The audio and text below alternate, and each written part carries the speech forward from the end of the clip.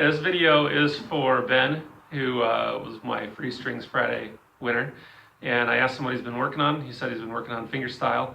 So without actually seeing you play, of course, it's a little difficult for me to address something that I see specific to you, but I'm going to give you a couple tips that I see almost everyone make these two mistakes.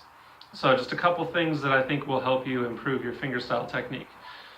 The first one is if you can, you want to keep your fingers assigned to a single string. Now, of course, there's going to be times when you have to move your fingers to different strings, but there are times when you can just keep your fingers assigned. So if you're playing something like this,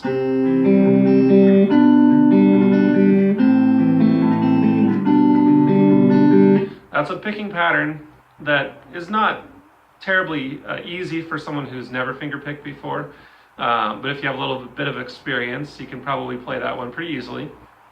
And it doesn't require your fingers to move to any different strings.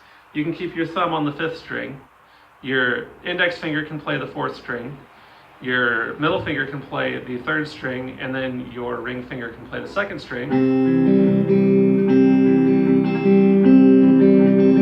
And that makes it much easier because you don't have to switch between strings really quickly, and it makes everything more efficient in your right hand. The second thing that is just as critical, just as important, is you want to keep your hand, your picking hand, as still as you can. So what I see a lot of people do when they're doing fingerstyle stuff like this is their hand is moving away from the guitar. Every time they pick a string, their hand moves away like that. So they're doing something like,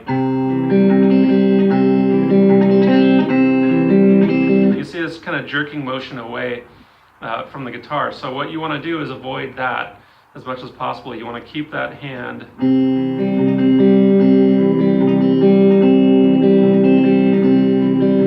as still as possible, because that makes it much easier for your fingers to find the string that they're assigned to.